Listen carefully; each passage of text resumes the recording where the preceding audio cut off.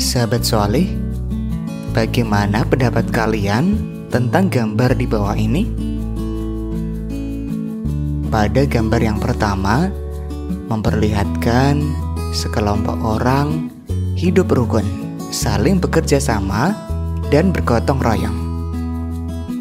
Kemudian gambar yang kedua, ada berbagai budaya di Indonesia yang berbeda-beda. Dari gambar-gambar ini memperlihatkan kalau mereka hidup rukun dalam aneka ragam suku, budaya, dan agama. Sungguh indah persahabatan mereka karena saling menolong, kerjasama, gotong royong tanpa memandang agama. Itulah di antara pesan Allah dalam ayat-ayat Al-Quran agar hidup rukun meskipun dalam kebinekaan. Pesan ini sangat tepat untuk bangsa Indonesia karena bangsa ini memiliki perbedaan suku, bangsa, bahasa, agama, dan perbedaan lainnya.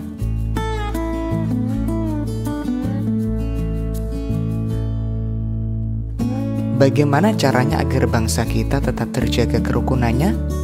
Akan kita pelajari beberapa ayat yang menjelaskan tentang cara agar bangsa kita terjaga kerukunannya. Yuk kita pelajari. Hidup damai dalam kebersamaan.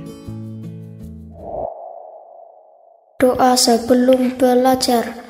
Rabbi zidni ilma warzuqni fahma. Ya Allah, tambahkanlah aku ilmu, dan berikanlah aku rizki akan kepahaman. Assalamualaikum warahmatullahi wabarakatuh. Membaca surat Ali Imran ayat 64 dan surat Al-Baqarah ayat 256. Tujuan pembelajaran yang ingin kita capai, yang pertama membaca Al-Quran surat Ali Imran ayat 64 dengan fasih. Kemudian kita membaca Al-Quran surat Al-Baqarah ayat 256 dengan fasih. Surat Ali Imran ayat 64. Surat Ali Imran artinya keluarga Imran, termasuk surat ketiga dalam Al-Quran dan berjumlah 200 ayat. Tergolong surat Madaniyah atau surat yang turun di kota Madinah atau setelah Rasulullah hijrah. Berisi pesan pokok tentang keimanan, bukti-bukti kebenaran dan kekuasaan Allah, janji dan ancaman, juga kisah para teladan. Mari kita belajar membaca surat Ali Imran ayat 64. Membaca Al-Quran harus sesuai dengan kaidah ilmu tajwid. Dalam surat Ali Imran ada beberapa hukum tajwid yang perlu kalian perhatikan. Pada bacaan ya, kalian baca mat atau panjang sebanyak 5 harokat. Kemudian ada tanwin bertemu huruf sin, kita baca ikhfa atau samar. Tanwin bertemu dengan huruf ba, kita baca iklab atau berubah seperti huruf mim dan menahan 2 ketukan. Ada harokat tanwin bertemu wawu, kita baca idgham biguna atau memasukkan dengan dengung. Tanwin bertemu alif, kita baca idhar atau jelas. Tanwin bertemu mim, kita baca idgham bigunah atau memasukkan dengan dengung. Nun sukun bertemu dal, kita baca ikhfa atau samar.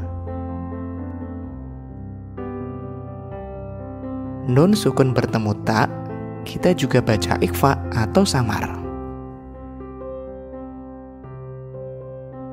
Dan nun bertasydid, kita baca agunah atau dengung.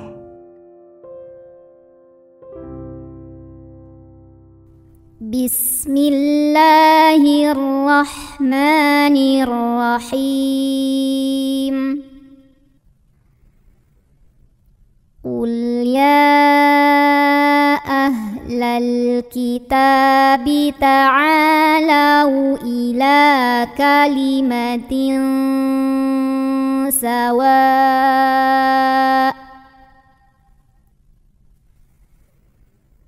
إلى كلمة سواء بيننا وبينكم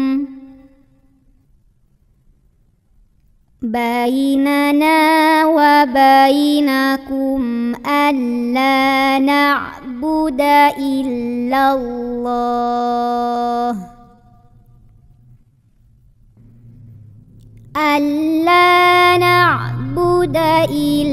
الله ولا نشرك به شيئا ولا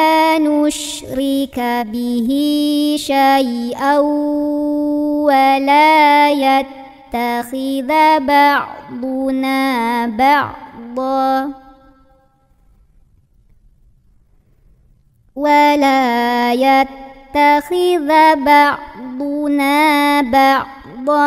أربابا من دون الله فإن تولوا فقولوا اشهدوا بأننا مسلمون صدق الله العظيم. Surat Al-Baqarah ayat 256. Surat Al-Baqarah artinya sapi betina, termasuk surat kedua dalam Al-Quran dan berjumlah 286 ayat. Tergolong surat Madaniyah atau turun di kota Madinah atau setelah Rasulullah hijrah. Berisi pesan pokok tentang keimanan, bukti-bukti kebesaran Allah, sifat-sifat manusia, perintah dan larangan, serta janji dan ancaman Allah. Membaca surat Al-Baqarah ayat 256. Hukum tajwid yang perlu kamu perhatikan.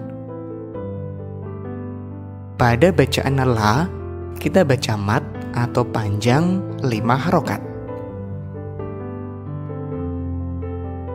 Nun sukun bertemu ya, kita baca idgham bi gunah atau memasukkan dengan dengung. Nun sukun bertemu ba, kita baca iqlab atau berubah seperti huruf mim dan menahan 2 ketukan.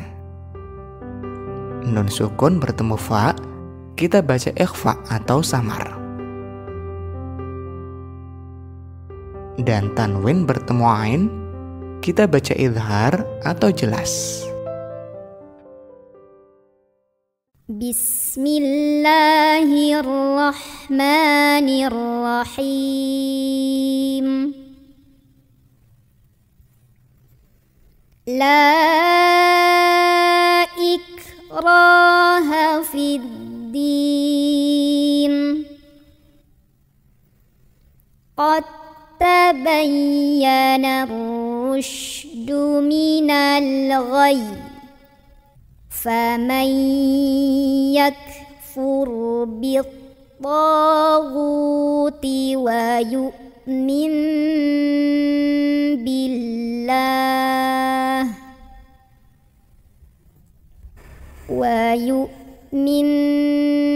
billahi faqad istamsaka bil urwatil wuthqa.